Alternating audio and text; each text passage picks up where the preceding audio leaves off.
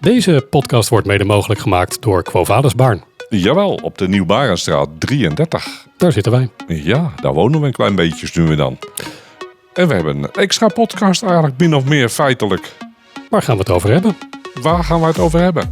Nou, mijn dochter, onze dochter, is getrouwd met een Engelsman. En het is niet echt een Engelsman. Hij komt van Guernsey. Nee, hij komt niet van Guernsey. Hij komt van Alderney. Maar daar gaan we het zo over hebben.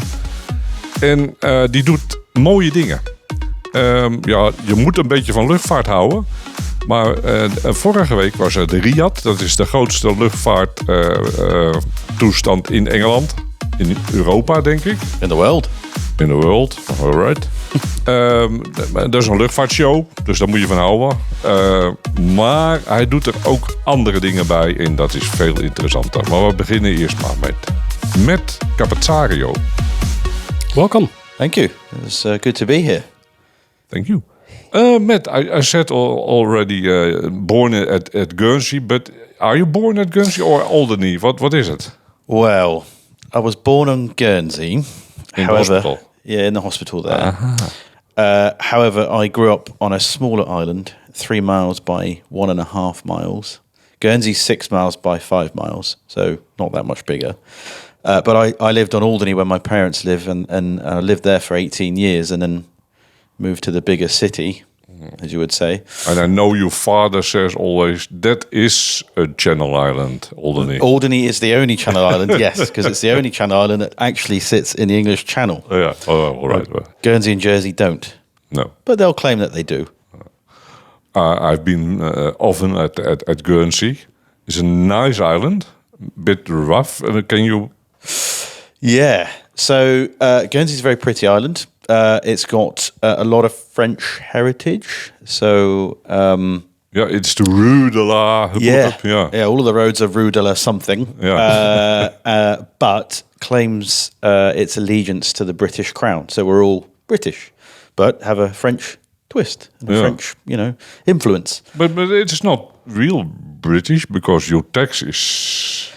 Tax. Yes. Yeah, we are Dutch, huh? Dutch tax. Yes, a discount, money. Good discount. Yeah.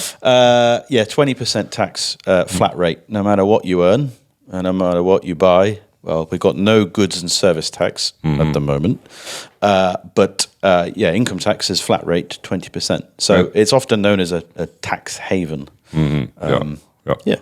So. But a bread is €5 or so. Yeah. You then get the transportation tax. Yeah. Everything costs a little bit more because you've got to take it via boat or via air. And what your job? What are you doing? At the moment, I am head of airside operations at Guernsey and Alderney Airport. So the company I work for, Guernsey Ports, looks after both Alderney Airport, which has 3 runways, 1 asphalt runway, so tarmac, and 2 little grass runways, so very small. And Guernsey, I'm also the head of ops at Guernsey, and that has a longer runway, just over 1,500 meters, and that serves regional-sized aircraft.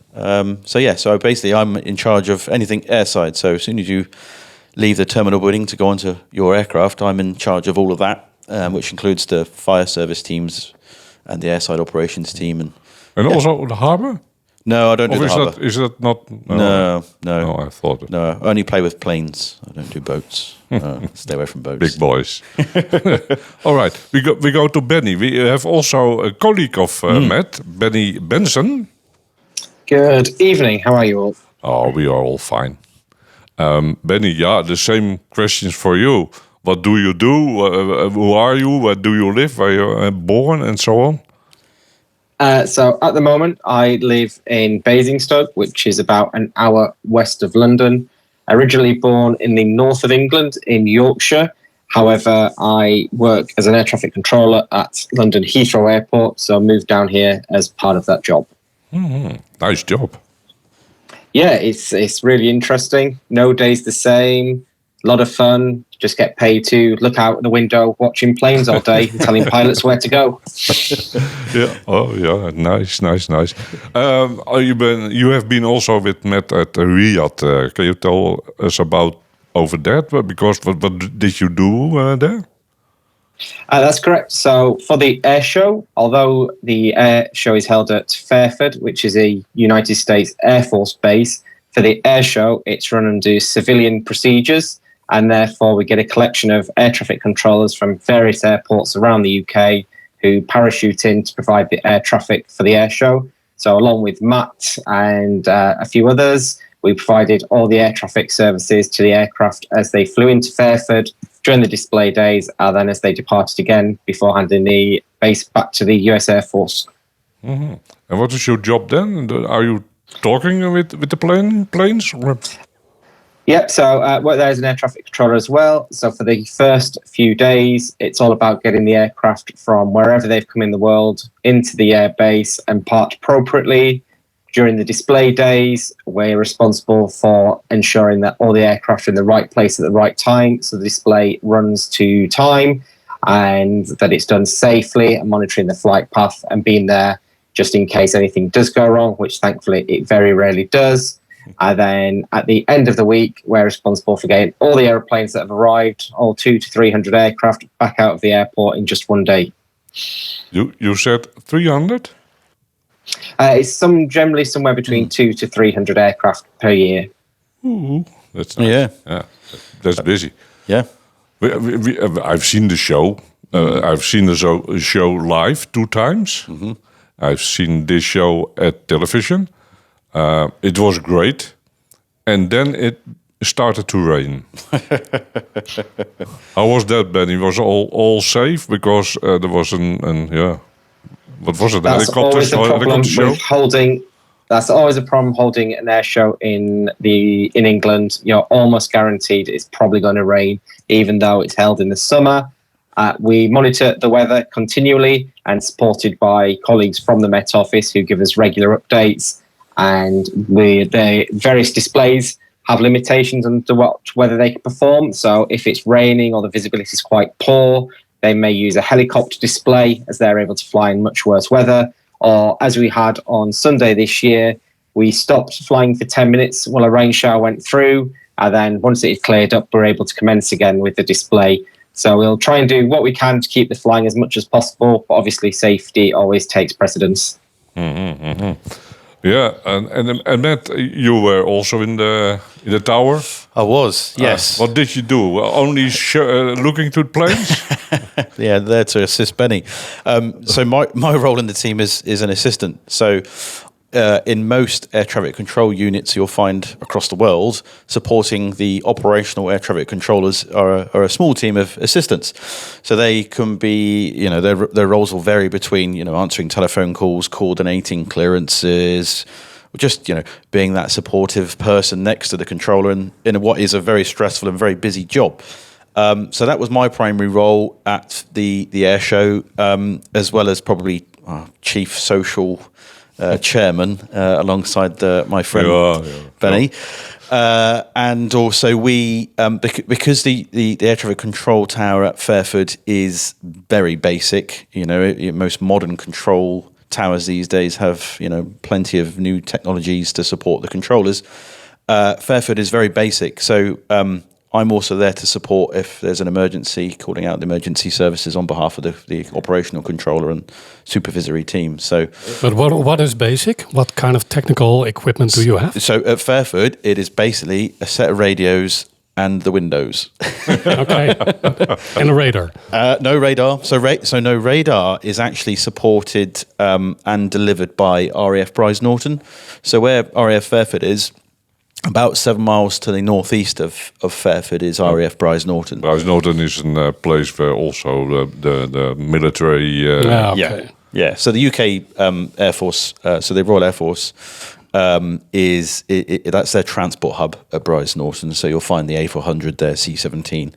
And they have a radar unit there, and they provide the radar services to Fairford. So we work closely with them, particularly on arrival and departures day. Display days, so that'll be the Friday, Saturday and Sundays, generally managed by us in the air traffic control tower at Fairford, working alongside the flying display director. And the flying display director is basically the person in charge on Friday, Saturday and Sunday. They are not controllers, but they are military and civilian personnel who are trained to a certain standard to deliver the show ultimately safely. It's really And it was safe, no problems at all. This year went very well. Nothing, out of the ordinary. A couple of close calls, but nothing that was not unsafe. Nothing out of the ordinary, but a close call. Yeah, close call. So there are specific procedures and stipulations that pilots have to follow in terms of how close they can get to the crowd, etc. And those are barriers put in place to safeguard the crowd. And sometimes they might get quite close to those particular areas, but the team alongside the flying display directors, they're called the Flying Control Committee, and they're basically observing the display, and they will make comment as to whether the threshold is getting close or they warn the people in the precisely. So they warn them, and that happened on one occasion. But it wasn't unsafe. Those rules are there for a reason, to safeguard the general population. So you may not fly above the public. Yeah. Just go. Yeah. Stay away. Exactly. All right. The show was great, and Monday all the planes left. That was also nice. It was. I think it was just over 200 aircraft from 30 nations this year, and the first visit for the Egyptian Air Force at Fairford this year, which was really, really good. And our country was also there. The Dutch were there, weren't they, Benny? They were, yep. We had a lovely chat with some Dutch Chinook pilots who I believe have family that live very close by. So it was nice to have that personal touch when talking to them. Yes. It was nice, yeah. And then my buurman, how do you Buurman, neighbour. My neighbor is also, there were two Chinooks, and he is also a loadmaster of the Chinook. So it's a small world. It is a small world. It is a small world. Everyone knows each other. They do.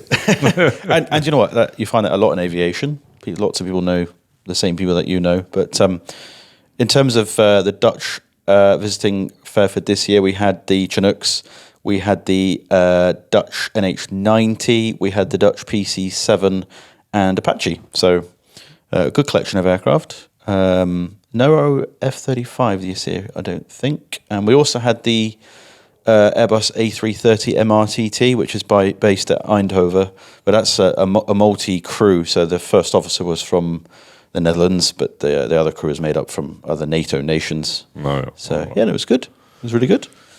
All right, busy. And the public, how many people were at the site? 170,000 over 3 days. So very, very busy, very popular, and it gets popular more and more each year. Which is always good, because ultimately we are there to raise money for a charity, which is the Royal Air Force Charitable Trust Enterprise, and basically that charity provides support and science, technology, engineering and maths support to inspiring, for inspiring younger people into aviation and engineering and maths-based jobs. I'm young. Are you? No. All right, nice. It was nice. Thank you for your cooperation there, Benny. It was quite a thing. But the introduction for Matt, for me, was the next thing. Matt knows about. We talked about it. You do with other people some other things to. Yeah, it's a bit related with flying, but though tell about it, Matt. What Simfest. So Simfest. Yes. So Benny and I have been personal friends for many, many years, but ultimately we formed a friendship through flight simulation, and most recently we're part of a team called Simfest, and we fly a Boeing 747-400 simulator. Basically raising money for charity. We come there. And another friend has made the simulator. He did, yes. And it's all the switches are working. All I/Os to a computer and radio is working. Yep. It's 4 screens, I think. I think it's 3 projectors, isn't it, Benny? I think you probably know more. It is 3 projectors, yes. Yeah. And when we talk about the simulator, I think people don't quite comprehend. They view it as, we're sat there with a joystick and maybe a big monitor. When we say it's a 747 simulator, it's parts, or everything that is the cockpit is parts from real 747 simulators, whether it's the switches, the flight controls, the seats, the trim, every placard is there. It's quite astounding when you show people pictures and it's not what they expect at all. And when people come to visit and they walk through the door, they're amazed because it is walking into an actual cockpit rather than what people perceive as a flight simulator. It's a real plane. When you see the stream, you are in a cockpit from a plane. But while you're that flying, flight simulator, is that based on existing software? Yes. So the primary software is what's it called, Benny? It's called Aerowinks. Aerowinks. That's it. And the projectors utilize Microsoft Flight Simulator. Oh, okay. And basically, it takes all of the inputs from all the controls that are in the simulator and then puts it into flight simulation. It is, I think Benny put it well. It really is like walking. It is walking into a 747-400, even to the smallest bits. That the tiller. So the tiller is basically used by the pilots to steer the aircraft on the ground. So you don't use your conventional yoke or your steering wheel like you would in your car. Use a little tiller on the side of the cockpit, and that tiller in the simulator is from the same Boeing 747 that unfortunately collided with a building in Johannesburg Airport in, I think it was 2013 or something, wasn't it, Benny? 2014 or something like that. Mm-hmm. Yeah, it's that actual tiller from that aircraft which was retired after that incident. But and he told me that the overhead panel he bought in I don't know where, and it's an original overhead panel from 747, and buy it and mount it. And and I think part of the glare shield, the ashtray, was from an Al Nippon Japanese 747 operator, and I think it still had a cigarette butt in the ashtray from where the pilots were smoking back in the day. Just put it in there. All right. There is a simulator, and it's nice to fly it, but you do something with it. You are not flying for free. No, we raise money for charity, and I'll probably segue to Benny because he is an integral person in terms of linking us up with the charity. Absolutely. So we thought it's a bit boring having a load of middle-aged men just flying a 747 on the internet. It's a little bit sad. So how can we make this be a really good thing? And each year we nominate a charity that we're going to raise money for. We've done various charities in the past, from air ambulances, cancer research and the like. However, for the recent period, we've been supporting a charity called the Lullaby Trust. It's a charity that exists to keep babies safe and keep grieving families supported. Well, unfortunately, a friend of one of the members had a loss of a child very young after birth, and this charity supported them incredibly well, looking after them, providing information and the like, and asked if we were willing to support that charity for the year, which we did. And they're such a wonderful charity. They really look after us. It's an absolutely fantastic cause. We've continued to do that for them. And we've raised a significant amount of money for them, surpassing £100,000 now for them over the last few years. So it's great that we have such a supportive community that enjoy the flying. We try and make it entertaining, professional, but fun. But underneath it all, people donate money to charity, and that's why we really do it to support them. Well, how the money? How comes you ask for money? No. So we don't demand it. We just say, if you like what you're watching, please donate. Anything money people donate goes to the charity. We as the team don't take anything from it. We support the sim, buy the parts, the electricity and everything is all out of our own pocket. And we basically do it on the same thing, that if you're walking down the street and there's a musician and you put £5 in a hat, or it's entertaining TV, so if you pay for various streaming platforms, it's the same kind of concept. Like what you see, donate some money to the charity and we can raise money for it. And we'll also try and do things like, entertaining that. If you give us a certain amount of money, we'll fail an engine. And we're very luckily supported as well by lots of flight sim software and hardware that give us things that we could do, giveaways and little mini competitions. But actually, how many people are watching? Because £100,000, that's a fair amount of money. Yeah, on average, we probably get somewhere between 800 to 2,000 people at any one time.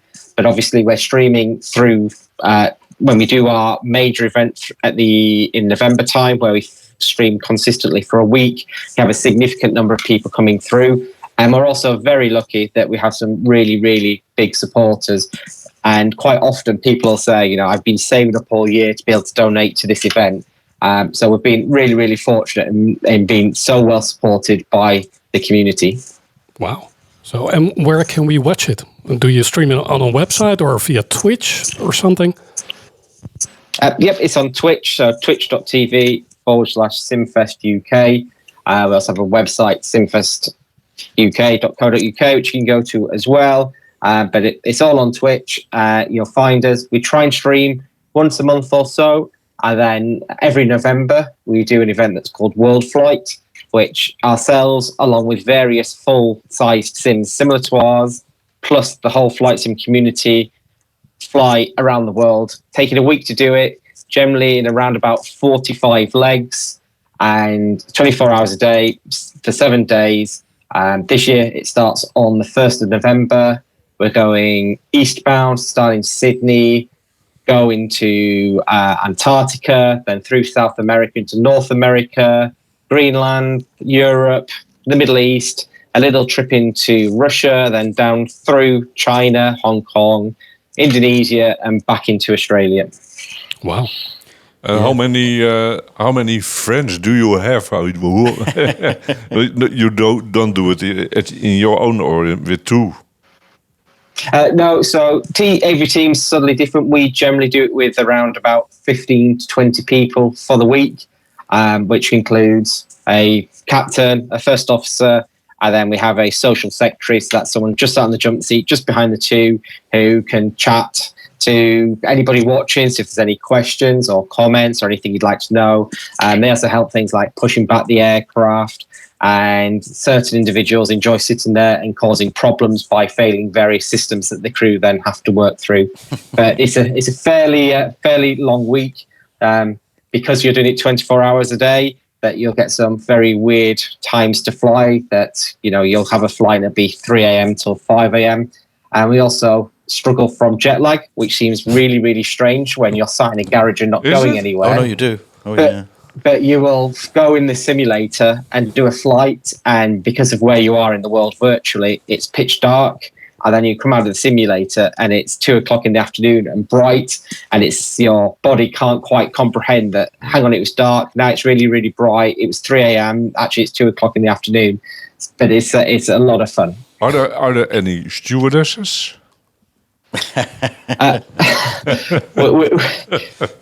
We've had certain individuals who've enjoyed that aspect of the week, shall we say. But quite often we just look after ourselves, and every day a couple of people get nominated and they're responsible for cooking all the crew food, which is really cool. Everyone does like a big meal and we can all get together and do it. And obviously, various lubrication through drink often helps the week go a little bit quicker. The 7-Up and the cola, yep. Yeah. Yeah, absolutely. No. It is so nice. So in November, there's a new... I saw the promo. You made a promo for it. Yeah. The video I saw. Benny and one of the other teammates put a promo for it together. But was nice. I think what's also important to highlight is that we do the event alongside, I think 11 or 12 other teams across the world.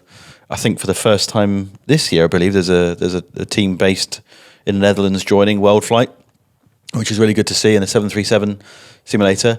But we do the flight on a virtual air traffic simulation network called VATSIM. And basically that's also people at home who share the same enthusiasm for flight simulation as we do. And they simulate being air traffic controllers. Oh. So they'll adopt real world procedures like we do in the cockpit or in our home simulators on our own computers. But they adopt the same procedures as a real world air traffic controller would do. So you could be speaking to someone who might be operating, I don't know, Amsterdam radar, and they'll be adopting the same procedures as the real world Amsterdam radar, and people all over the world do that. Well, Benny knows the languages about he the does. Dutch. Oh gosh, Or the Chinese. Benny, I'm a Chinese airline. Can you talk to me? Thankfully, aviation is all done in English, Yes. and therefore we're not having to learn the local languages. So it allows us the benefit of being able to fly anywhere in the world, and they use English, which is very good because, as you've heard from my Dutch, I am not the best when it comes to learning languages. Is it? No, he's really good at French after a couple of beers. But I think, you know, in terms of adopting real world procedures like they do in the real world on VATSIM, China's a really good example of that. So in most places, you'll operate your aircraft in feet. Mm-hmm. But in China, they operate in meters still, like they do in the real world. Same with Russia.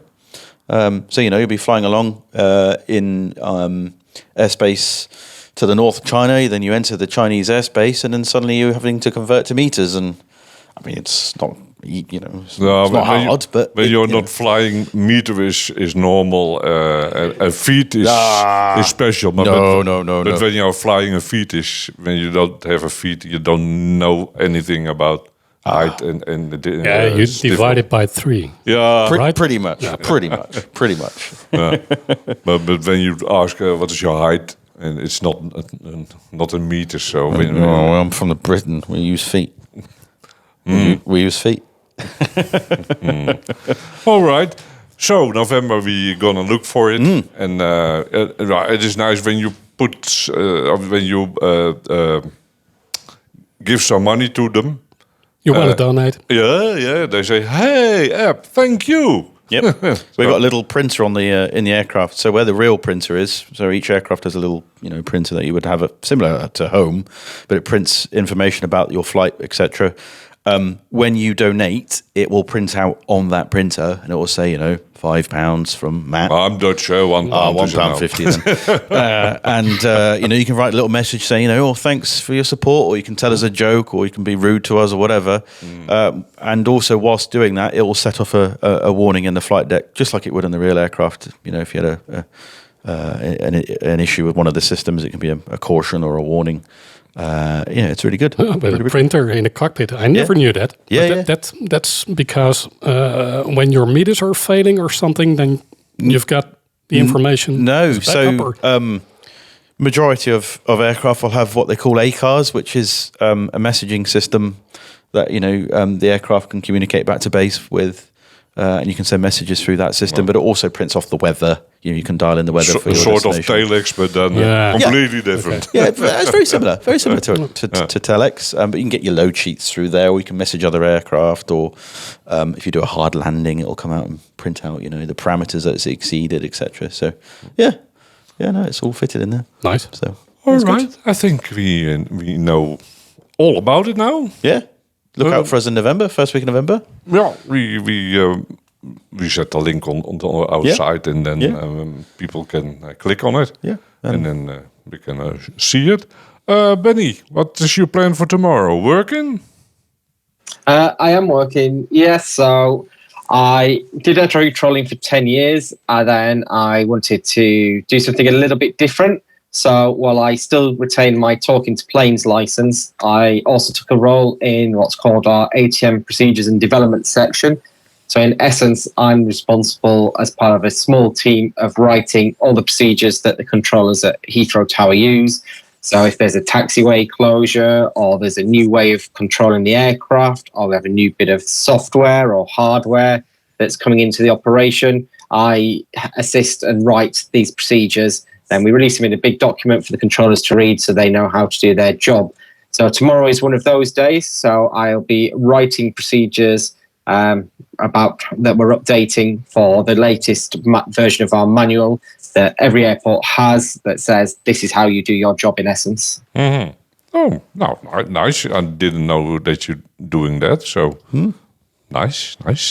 Last question. The last time I landed in England, I landed at London City, with KLM. And when we had to park, I thought, all right, it's parked. No, it started again to the runway, make a backtrack, and parked again. So I thought, all right, but there was something wrong. And he did it again. Is that normal for 3 times parking, Benny? It's not normal. However, London City is very constrained. Obviously, as it's just built in a dockyard, there isn't a lot of space, particularly on the ground, for the aircraft.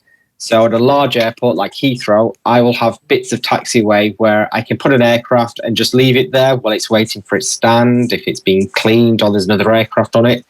Somewhere like London City doesn't have the space, so it's quite often that they'll put the aircraft somewhere and then another one will need to push back or taxi, and therefore they'll have to move your aircraft. And because there's so little space, using the runway is one of the options they have to use. I know when I was last there, I saw an aircraft go around about 4 or 5 times, see waiting for his gate, and other aircraft were all moving around. So it's not normal, but it's part of life at London City. Yeah, very much. It's a nice airfield to land, because you fly over the Thames and the Houses of Parliament and so. It's very nice. And low, very low. So it's my favorite. It is a good airport.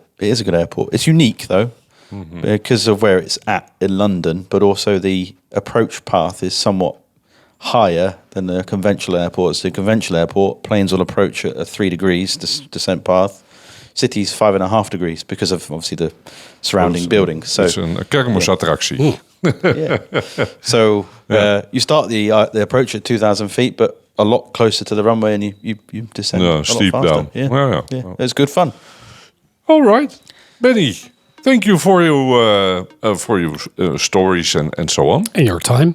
And your time. Oh, bedankt. Thank you for having me. Bedankt. Graag gedaan. Heel goed. En Matt also, thank you. You're welcome. And we see you in November at the screen. Yeah, very much so. All right, thank you both. Thank you very much. Wij hadden aan ons microfoontje met Capazzario, een schoonzoon van mij toevallig. En we hadden Benny Benson, en dat is een vriend van onze Matt. En ze zijn helemaal gek van vliegtuigen. Vind je deze podcast leuk? Geef ons dan een like of een goede rating. Ja, dat is altijd goed. Bedankt voor het luisteren en tot de volgende keer.